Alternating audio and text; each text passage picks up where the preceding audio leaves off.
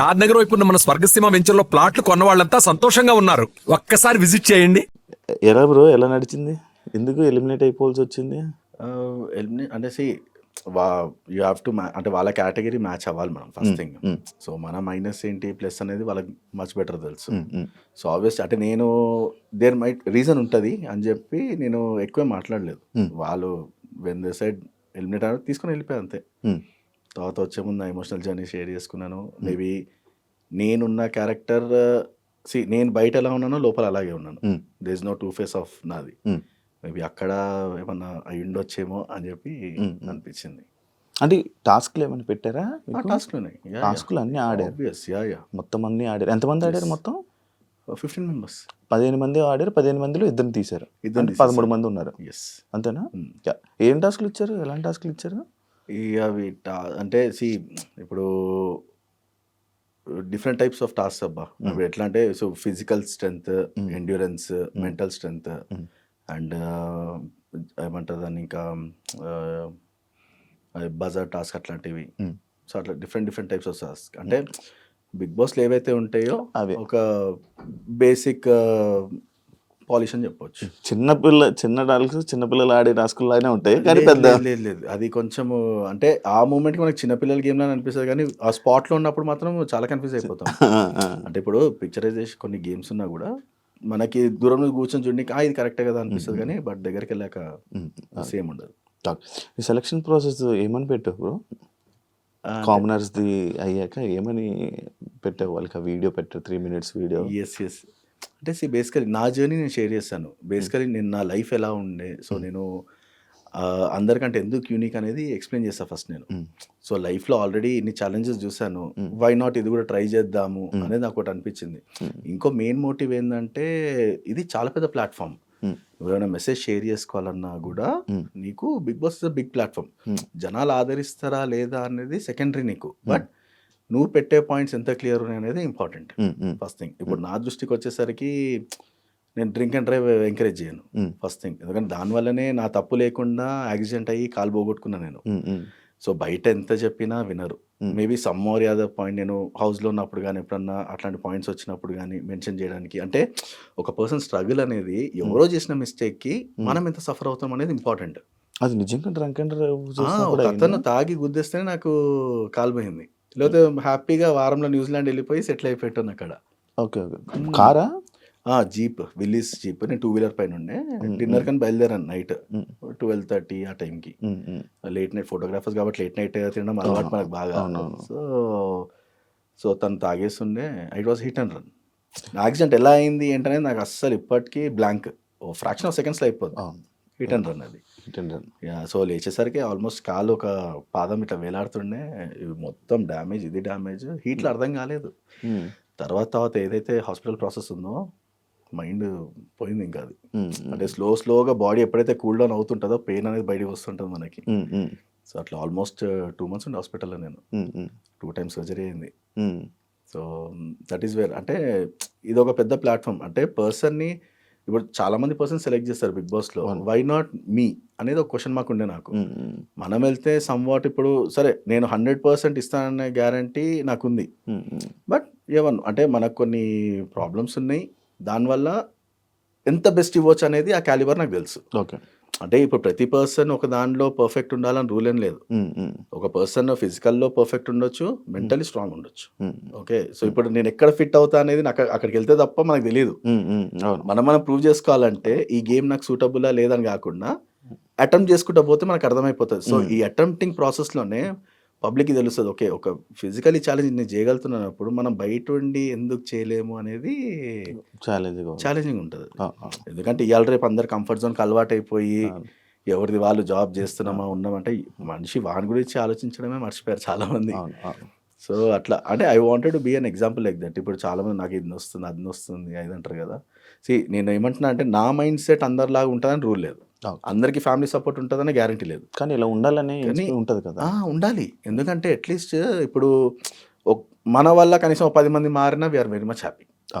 ఆ పాయింట్లో ఆ క్లారిటీ ఉంది కాబట్టి నేను వెళ్దామని ఫిక్స్ అయ్యాను. ఎందుకంటే ఇన్ని ఫేస్ చేసినాను. ఎందుకంటే బండ్ల మీద కింద పడ్డాను, లిటరలీ స్కై డైవింగ్, మళ్ళీ బైక్ రైడింగ్, హార్స్ రైడింగ్, దెబ్బలు తగిలినాయి, గట్టిగా తగిలినాయి యాక్సిడెంట్ తర్వాత కూడా. యాక్సిడెంట్ తర్వాత కూడా అయ్యా? అయ్యో, కన్యాకుమారి టు కాశ్మీర్ చేసేటప్పుడు లిటరలీ నేను రోడ్ యాక్సిడెంట్లో పడితే బండి నా మీద ఉంది, నేను కింద గటర్లో ఉన్నా. నేను లిటరలీ ఆర్మీ వాళ్ళు వచ్చి బండి లేపారు మొత్తం. ఆ విజువల్స్ ఉన్నాయి, ఇన్స్టాగ్రామ్లో ఉంటాయి చూడండి. అంటే అంత స్ట్రగుల్లో కూడా ఐ మీన్ అంటే పెయిన్ అనేది కామన్ అయిపోయింది. దెబ్బ తగిలిన లేచి దులిపేసుకొని ఉంది. కానీ ఇప్పుడు ఏంటంటే ఇది నాకు కూడా ఒక టెస్టే ఇది. ఎందుకంటే నేను ఎంతవరకు యాక్యురసీ అనేది నాకు కూడా తెలియదు. కానీ ఫ్యూచర్లో ఇట్ మైట్ బి హెల్ప్ఫుల్. నేను ఒకళ్ళకి చెప్పాలన్నా కూడా ఇది ఎలా ఉంటుంది అంటే, మనం ఇప్పటిదాకా ఏ పర్సన్ లేరు, ఏ బిగ్ బాస్లో కానీ హిందీ తెలుగు ఎక్కడ కూడా పర్సన్ ఫిజికల్ ఛాలెంజ్కి ఆపర్చునిటీస్ లేదు. ఓన్లీ మన తెలుగులోనే. నేను కూడా ఫస్ట్ ఇచ్చే ముందు కూడా గ్యారంటీ లేకుండా నాకు, ఎందుకంటే నేను కూడా ఆలోచిస్తా కదా. అంటే మీకు ఒక ఐడియా ఉంది కదా, ఇప్పుడు నాది ఒక సింపతి అండ్ ఎమోషనల్ స్టోరీ. నేను సెలెక్ట్ అవుతాను, నా స్టోరీ బాగుంటుంది, నన్ను సెలెక్ట్ చేస్తారు అనే ధైర్యం నీకు ఉంది కదా? ఉంది ఆబ్వియస్లీ. ఎందుకంటే నేను ఎక్కడ కూడా సింపతి మాట్లాడలేదు. ఫస్ట్ థింగ్, సింపతి చెప్పుకోవాల్సిన అవసరం కూడా లేదు. ఎందుకంటే ఆల్రెడీ కొంచెం ప్రూవెన్ మనము పరిగెత్తగలము. ఎట్లీస్ట్ అంటే నువ్వు నాకంటే ఇమీడియట్ పరిగెత్తగలవు, కానీ నేను గ్యాప్ తీసుకొని పరిగెత్తగలుగుతాను. బట్ ఒక పాయింట్లో ఉండొచ్చు అనే ఛాన్స్ ఉంటుంది మనకి. సో ఆ బేసిస్ పైన మన mindset initial I'm not fast, but slow I might be faster. Okay, ఆ మైండ్ సెట్తో ఉండే నాకు కొంచెం. ఓకే. బైక్ రైడింగ్ అవి ఇష్టమా బ్రో? ప్యాషన్ అంటే ఎప్పటి నుంచో ఉండే నాకు. నార్మల్గా నేను యాక్సిడెంట్ కంటే ముందు కూడా బుల్లెట్ అన్నా కానీ పిచ్చ ప్రాణము. అంటే కొంతమందికి ఆ ఎమోషన్ ఉంటుంది ఎవరికన్నా కూడా. అది మా డాడీకి ఉండేది, అది నాకు వచ్చింది. అండ్ బైకింగ్లో కూడా చాలామంది అంటే స్టార్టింగ్లో మనం నడిపించినప్పుడు కూడా ఓకే ఫిజికలీ చాలా నడుపుతున్నాడు, కానీ నాకు ఎలా ఉండని అట్లా ఉండొద్దు. అంటే కొంతమంది ఛాలెంజ్ చేస్తారు, ఏం బై నువ్వు మొన్న వచ్చి ఇట్లా స్టార్టింగ్ డేస్లో మాట్లాడుతున్నాయి. కానీ నేను అట్లా ఉండదలుచుకోలేదు. చేస్తే మనం చాలా డిఫరెంట్ ఉండాలి. సో కన్యాకుమారి టు కాశ్మీర్ 100 అవర్స్లో నడిపాను నేను. చాలామంది అనుకోవచ్చు ఏది రాత్రంతా నడిపినా అంటే, లేదు. మార్నింగ్ 3 o'clockకి స్టార్ట్ అవ్వాలి, నైట్ 10:30, 11 కల్లా రైట్ క్లోజ్ చేసుకోవాలా, స్లీప్. అదొకటి. 100 అవర్స్లో ఇండియా బుక్ ఆఫ్ రికార్డ్స్ ఉంది దానికి. ఇంకోటి 3500 కిలోమీటర్స్ 10 daysలో చేశా. మన -45 degrees temperature to -12 degrees solo rider, ice ఇవన్నీ ఉత్తరాఖండ్. సో అక్కడ కూడా చాలా ఛాలెంజెస్ ఫేస్ చేయాల్సి వచ్చింది. ఐస్ పైన నడపడం అంటే కింద పడుతుంటాము, చేస్తుంటే దెబ్బలు బాగా తగిలేటివి. అంటే ఇప్పుడు మన పొటెన్షియల్ మనము ఏదైనా అచీవ్ చేయాలనుకో ఆబ్వియస్లీ పెయిన్ వెనకాలే ఉంటుంది అది. సో అట్లా రైడింగ్ ఇవన్నీ కూడా ఇట్ వాజ్ ఎక్స్ట్రీమిటీ. మ్యారథాన్ కూడా సేమ్ అదే ఎగ్జాంపుల్. నాకు ఫస్ట్ నా లైఫ్లో మ్యారథాన్ చేంజ్ మై మైండ్. ఎందుకంటే నేను ఫస్ట్ మ్యారథాన్ చేసినప్పుడు మ్యారథాన్ అయిపోయాక 5 kilometers రన్నింగ్.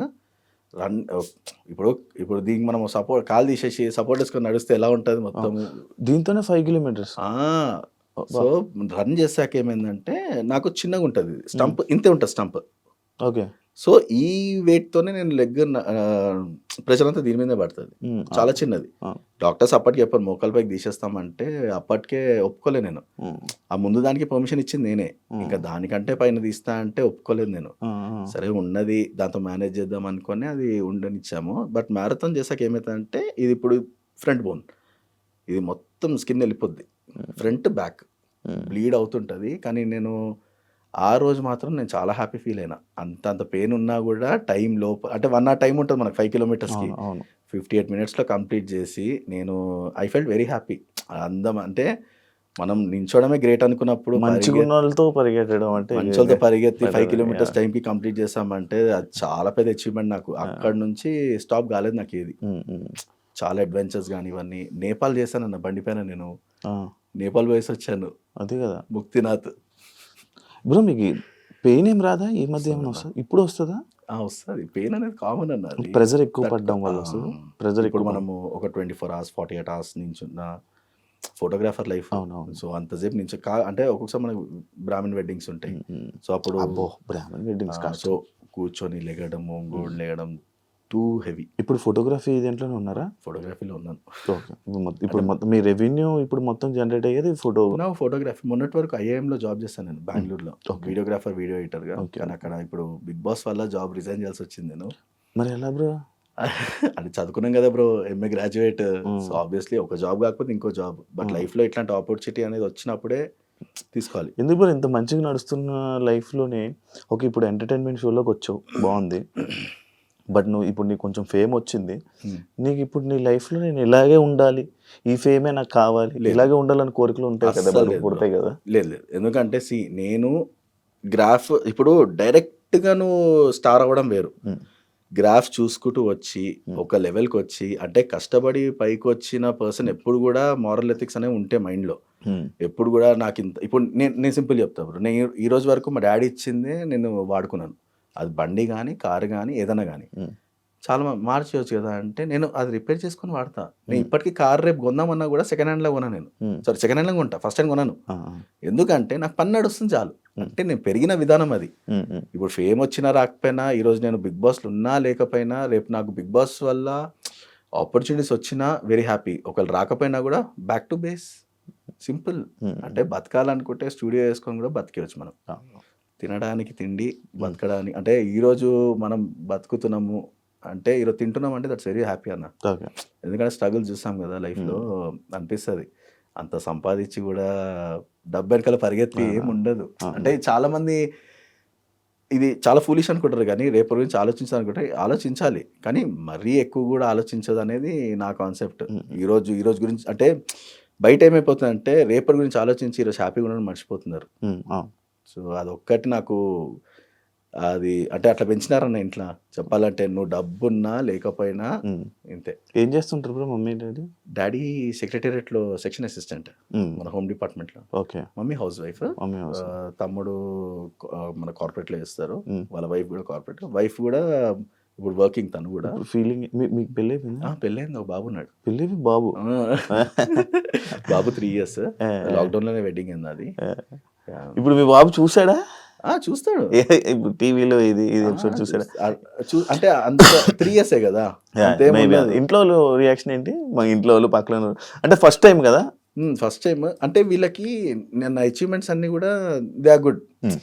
కానీ నేను చూసిన వాళ్ళ దాంట్లో ఎక్సైట్మెంట్ ఏంటంటే బిగ్ బాస్ నేను ఆడుతున్నారు వాళ్ళు ఆడుతున్నారు అర్థమవుతలేదు నాకు. అంటే నెంబర్ ఆఫ్ థాట్స్ ఉంటాయి వాళ్ళకి. ఇక్కడ లోపల ఏం జరిగిందో ఎవరికి తెలియదు, నాకే సరిగా తెలియదు. బయటికి వచ్చి నువ్వు ఉన్నావా లేదా, నీ వీడియోలు ఈరోజు వస్తున్నాయి, రివ్యూస్ వస్తున్నాయి అంటే నేను షాక్ అయ్యా. అరే మేము ఆల్రెడీ 10 రోజుల ముందున్నాం మీకంటే, మీరు ఎంత చెప్పినా మాకు ఇరిటేషన్ ఉంటుంది తప్ప మేము మీ స్టేజ్కి రాలేము. సింపుల్ ఒకటే చెప్పా, ఎపిసోడ్స్ చూస్తూ ఎంజాయ్ చేయండి. నేను కనిపించారా హ్యాపీ ఫీల్ అయ్యండి, రీచ్ ఎలా ఉందో చూసుకోండి అంతే. అంతకు మించి నువ్వు క్వశ్చన్ అడిగినా కూడా నేను ఆన్సర్ చేయలేను, ఎందుకంటే నాకేం తెలియదు కాబట్టి. అంతే కదన్నా. ఇంకా మళ్ళీ వచ్చే ఛాన్సెస్ ఉన్నాయంట? తెలీదు అన్న. అది ఏం చెప్పారు నీకు? ఏం చెప్పలేదు. ఎలిమినేట్ అయిపోయారు. Elimination is done, you are done. దాని తర్వాత మళ్ళీ ఒక అసలు ఎవరు వచ్చి మాట్లాడింది కూడా లేదు. నన్ను మళ్ళీ తీసుకుంటే ఒక ఫుల్ స్టాప్ అయిపోయిందన్న. మళ్ళీ తీసుకుంటే అదృష్టమే అది. అంటే మేబీ పబ్లిక్ నిజంగా కావాలి అనుకుంటే, నిజంగా ఓటింగ్ ఉంది అనుకుంటే దే విల్. ఇప్పుడు నువ్వు ఓటింగ్లో ఉంటావా? ఓటింగ్లో ఉండదు, ఎందుకంటే ఓటప్పిలు ఇచ్చాను. ఓటప్పిలు సంపాదించాను కదా, ఓటప్పిలు ఇచ్చినా కూడా బట్ ఈ 5 episodes అయితే ఉంటాయి కదా, దాని ఓటింగ్ అన్నా ఉంటుంది కదా. సో అదే చెప్తున్నా, దర్ ఇస్ నో క్లారిటీ. ఇప్పుడు మాకు కానీ వాళ్ళకి కానీ మాకు ప్రాపర్ ప్రోటోకాల్ అనేది మేము ఉంటామా లేదా అనే సెకండరీ. బట్ నేను జర్నీ ఎంజాయ్ చేశాను, షూటింగ్ అంత లొకేషన్ వెరీ హ్యాపీ. అంటే సెలబ్రిటీస్ తోటి ఇప్పుడు నవదీప్ గారు కానీ ఐ ఫెల్ట్ వెరీ హ్యాపీ. తను మాట్లాడినప్పుడు కానీ, నన్ను అప్రిషియేట్ చేసినప్పుడు కానీ, అభిజిత్ గారిని రిటర్న్ నా కోసం స్టేజ్ దిగి వచ్చి when I did those, I have beautiful memories. నేను ఇప్పుడు అవి షేర్ చేయను. You will wonder actually, Prasanna ఇన్ని చేయగలుగుతాడా అంటే. నా అన్ని టాలెంట్స్ ఏవైతే ఉన్నాయో మీకు కనిపిస్తుంటాయి. ఒక్కొక్క సిచ్యువేషన్స్ లో ఏం చేయలేడు కాదు, అన్నీ చేయగలదు. సో నేను ఎక్కువ ఎక్స్పెక్టేషన్స్తో వెళ్ళలేదు కాబట్టి వస్తే నా అదృష్టం, కాకపోతే ఇక ఐఎమ్ హ్యాపీ విత్ దిస్. చలో at least few people are there who are enjoying me అనేది నాకు అనిపిస్తుంది. అది అంటే ఎవరి పర్స్పెక్టివ్ వాళ్ళకి ఉంటుంది అన్న. ఇప్పుడు 45 members వచ్చారు స్టేజ్ మీదకి, జడ్జిమెంట్ ఎలా ఉందన్న? రైట్ వేలో తీసుకున్నారని అనుకుంటున్నావా? రైట్ వే అన్న, అదైతే 100% షూర్ దట్స్ రైట్ వే. ఎందుకంటే నాకు తెలిసి పాత అన్ని కూడా మైండ్లో పెట్టుకునే they took a proper judgement. అంటే ever fit you are not అనేది. అంటే ఇది ఒక్కదాంతో అయిపోలేదు, సెకండ్ ఛాన్స్ కూడా ఇచ్చారన్నా. ఇప్పుడు ఒకదాంతో ఫైనల్ చేయలేదు ఎవరిని. మరీ ఎక్స్ట్రీమిటీ ఉంటే ఫస్ట్ రౌండ్లో తీసేస్తారు కానీ బెస్ట్ అనిపించిన వాళ్ళని వాళ్ళకి సెకండ్ ఛాన్స్ కూడా ఇచ్చారు, అన్ని ఇచ్చారు. సెలక్షన్ అంటే you have to prove your self. Hmm. ఇప్పుడు నేను ఆ సిచ్యువేషన్ లేను కాబట్టి, ఎందుకంటే నేను ఆల్రెడీ ఇంప్రెస్ అయ్యారు కాబట్టి టాప్ 5కి వెళ్ళిపోయాను డైరెక్ట్. సో ఆబ్వియస్లీ నాకు ఆ సిచ్యువేషన్ రాలేదు.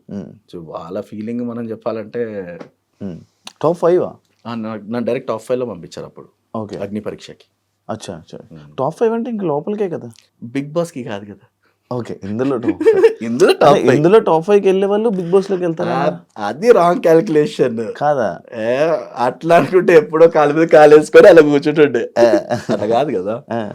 అంటే you impress there but you have to impress in the game also. Okay. ఎందుకంటే వాళ్ళు ఏ పరంగా చూస్తే నాకు తెలియదు. నాకు నా పరంగా I have given my best అని నా ఫీలింగ్ ఉండే. వాళ్ళ పరంగా వాళ్ళకి ఏం నచ్చలేదని నేను జడ్జ్ చేయలేను కదా వాళ్ళని. ఎందుకంటే వాళ్ళు చెప్పింది రైట్. That's it. బిందుమాధవి విషయం వస్తే అండ్ మాస్క్ మ్యాన్తో నువ్వు మాట్లాడావా? మాట్లాడాను. Mask man conversation and Bindu Madhavi conversation చూసావా ఎపిసోడ్? ఇప్పుడు మీ ఎపిసోడ్లో చూసుకున్నావా? నేను యాక్చువల్లీ నేను ఫార్వర్డ్ చేసి చూసాను, ఎందుకంటే నైట్ రిలీజ్ కదా, 12 o'clock రిలీజ్. ఇప్పుడు బేసికల్ ఇన్స్టాగ్రామ్లో వస్తుంది, అదే ఫాలో అవుతాను వాట్ ఆల్ హస్ హ్యాపెండ్. నేనైతే ఇప్పుడు నైట్ అన్ని ఎపిసోడ్ చూడగా నా ఎపిసోడ్ చూసి పడుకున్నా నేను. అంటే ఇప్పుడు ఏదైనా మీ ఎపిసోడ్ చూసుకుని ఆపేస్తావా? లేదు ఐ సీ ఎవ్రీథింగ్. కానీ నాకు అంత టైం దొరకలేదు ఈరోజు. ఇప్పుడు నేను మార్నింగ్ నైట్ 12 అయిపోయింది రిలీజ్ అయ్యేసరికి. నేను చూసాను, పేరెంట్స్తో కొంచెం టైం స్పెండ్ చేసి నేను పడుకున్నా. నేను లేటర్ ఆన్ నేను అన్ని ఎపిసోడ్ చూడడానికి టైం దొరకలేదు ఈరోజు యాక్చువల్లీ. మోస్ట్ ఆల్ రేపు ఆర్ ఎల్లుండో కూర్చొని okay I watch everything. Selections ప్రాసెస్లోకి నేను ఫస్ట్ ప్రాసెస్లోకి వస్తా. ఎలా కాంటాక్ట్ అయ్యారు బ్రో మీరు వీడియో పెట్టగానే? లేదు, direct Zoom call. Same process. I mean మన వీడియో చూసి that is the first approval. So వాళ్ళకి నచ్చితే మనం సీరియస్గానే జెన్యూన్ ఉన్నామా లేదా అని వాళ్ళకి తెలిసిపోద్ది. సో ఐ మీన్ వాళ్ళు అంతమందిలో వాళ్ళు పిక్ చేయాలన్నా కూడా కష్టమే. సో సమ్ యూనిక్నెస్ ఉండాలి కాబట్టి జూమ్ కాల్ అయిపోతుంది నీకు. జూమ్ కాల్ తర్వాత then next group task and all everything, group discussion. అక్కడ కూడా పర్ఫామ్ చేయాలి. అక్కడ కూడా పర్ఫామ్ చేయకపోతే నిల్లు. ఈ 10 రోజులు మీరు ఉండిపోయారు అక్కడే వాళ్ళ దగ్గరే? 10 రోజులు వాళ్ళ దగ్గర ఫోన్లు ఉన్నాయా? ఫోన్లు లేవు బ్రో మా దగ్గర. ఇప్పుడు అర్థమైందా బిగ్ బాస్ లో ఉన్న దగ్గర ఫోన్లు ఉండవు? అదొక అడ్వాంటేజ్ బ్రో, అదొక అడ్వాంటేజ్. యాక్చువల్ నేనేంటంటే బిగ్ బాస్ లో ఉన్న వాళ్ళ దగ్గర ఫోన్లు వాడతారు అంటే కామన్, అస్సలు ఫోన్లు వాడతారు అని అంటుంటారు కదా. అర్థమైందా? ఛాన్సే లేదు బ్రో. ఇప్పుడు ఫోన్ ఇచ్చేది ఉంటే నువ్వు ఇక్కడిక్కడ పబ్లిసిటీ అక్కడక్కడ స్టార్ట్ అయిపోద్ది. ఇంకోటి ఏంటంటే దట్స్ ద బెస్ట్ థింగ్. నువ్వు పర్సన్తో ఇంటరాక్ట్ అవ్వాలంటే ఫోన్ ఉంటుంది నీ దగ్గర. ఫోన్ ఉంటే నువ్వు వాడి గురించి నువ్వు ఏం తెలుసుకుంటావు బ్రో? ఏం తెలుసుకోలేము. ఆబ్వియస్లీ అంతే. అంటే నేను చెప్తున్నా, చాలా మంది సోషల్ మీడియాలో అసలు రియల్గా జరుగుతుందా షో, అసలు ఇది అవుతుందా, నిజంగా ఫోన్లు ఉంటాయా, ఫోన్లు వాడతారు అంటే కామనర్స్ అందరికీ అలాగే అనుకుంటారు కదా బ్రో.